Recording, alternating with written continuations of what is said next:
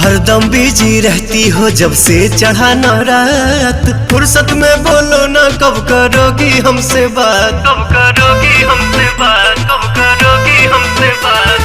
हरदम बिजी रहती हो जब से चढ़ा न रात। फुर्सत में बोलो ना कब करोगी हमसे बात। मगन हो किस मस्ती में थोड़ा हम पे ध्यान भी दीजिए। बलम जी 9 दिन नवरात्र में डिस्टर्ब न कीजिए। बलम जी 9 दिन नवरात्र में डिस्टर्ब न कीजिए।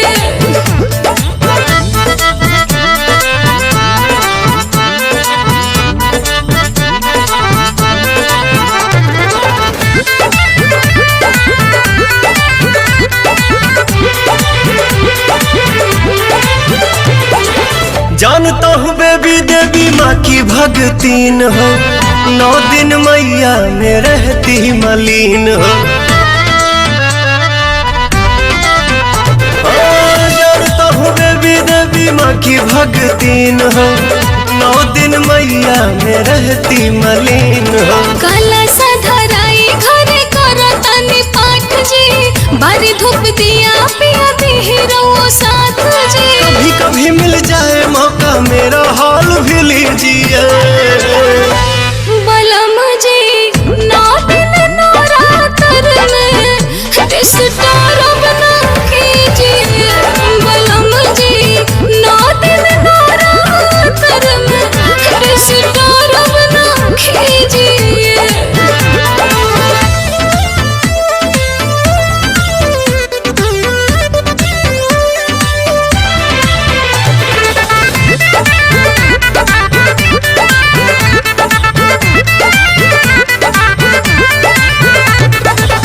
पूजा पाठ का ना हमको आता नियम है।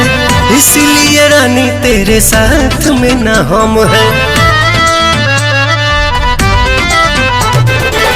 पूजा पाठ का ना हमको आता नियम है। इसलिए रानी तेरे साथ में ना हम है। काहे नादान पिया बनिले पवन जी। हवन करावा करे अजय बच्चन जी। हमने कभी किए हैं तो मजबूरी मेरी समझिए।